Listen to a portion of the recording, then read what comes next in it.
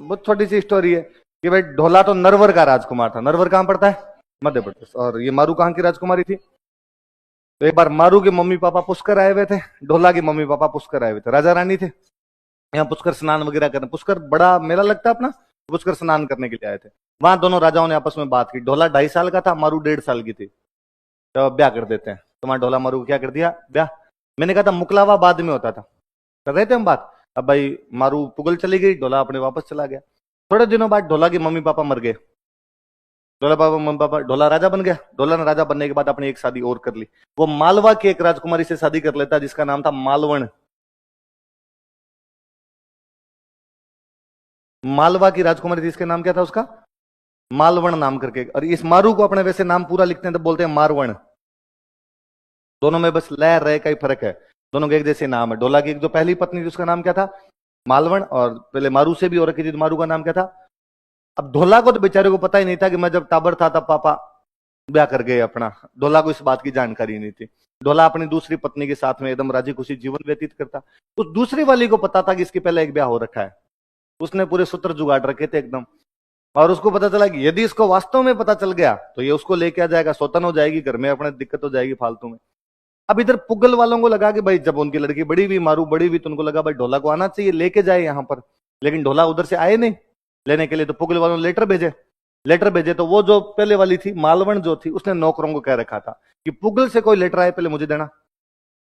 पुगल से लेटर आता उसको ले जाके देते। पुगल वाले बेचारे लिखते कि ढोला जी आओ लेके जाओ मारू को, लेकिन वो लेटर को फाड़ के फेंक देती। तो ढोला को कोई जानकारी भी नहीं मिल रही थी। कई दिन बीत गए, दूर पड़ता है भाई पुगल, ठेठ पाकिस्तान बॉर्डर पे बीकानेर में पड़ा, ये एकदम मालवा उधर पड़ा, मध्य प्रदेश में नरवर पड़ा आपका जाके। एक दिन जो मारू होती, मारू काफी बड़ी हो जाती है तब तक, एक दिन मारू को सपना आता है और सपने में वो देखती है कि उसे ढोला लेने के लिए आया हुआ है। और वो सुबह अपनी मम्मी को उठी कहती है कि मम्मी रात सपनों का राजकुमार आया था मेरे सपनों में, ऐसे ऐसी बात थी, मेरी शादी हो रही है, मैं जा रही हूँ। तो उसकी मम्मी रोती है उसके सामने। तो वो पूछती है क्यों क्यों रो रही है, क्या बात है? तो कहा तेरी शादी हम कर चुके हैं बहुत पहले, अब पता नहीं तेरे को वो लेने के लिए क्यों नहीं आ रहे हैं।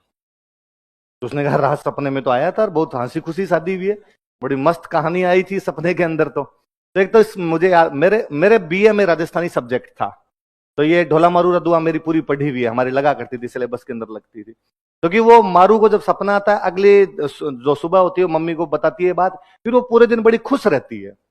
तो उसकी सहेलियां पूछती है उससे कि इस खुशी का राज क्या है भाई, तुम इतनी खुश क्यों?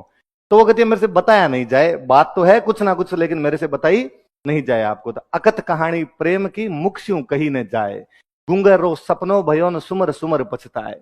ये प्रेम की अकथनीय कहानी है जो मैं मेरे मुंह से नहीं बता सकती। ये उसी प्रकार है जैसे गूंगे आदमी का सपना होता है।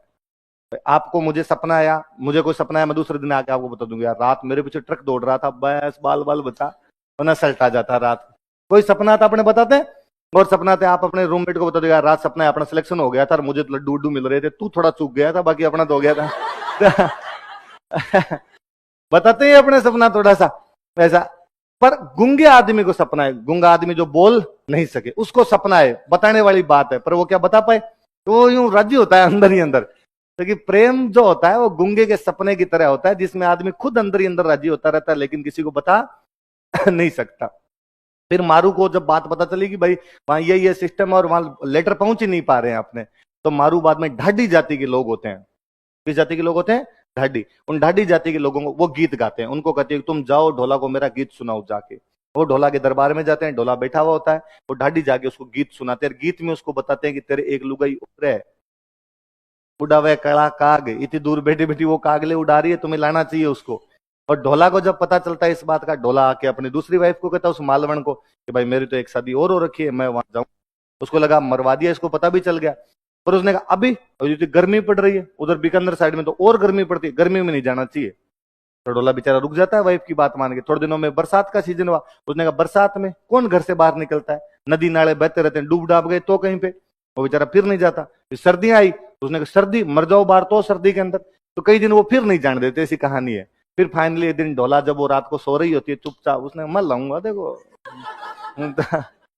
ढोला उधर से सिग्नल तोड़ ताड़ के आई गया अपने पुगल पुगल पहुंचा और पुगल जाके मारू को बाद में ऊंट पर बिठा के वापस ले। फिर और कहानी है बीच में, कई गुंडे आते हैं, डाकू आते हैं, ढोला उनको मारता हुआ वहां से निकलता है। अच्छी मतलब बॉलीवुड वाले यदि मूवी बनाई तो शानदार मूवी बने। तो वो जो कहानी है वो किसकी है?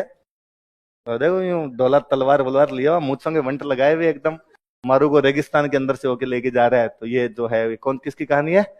ढोला।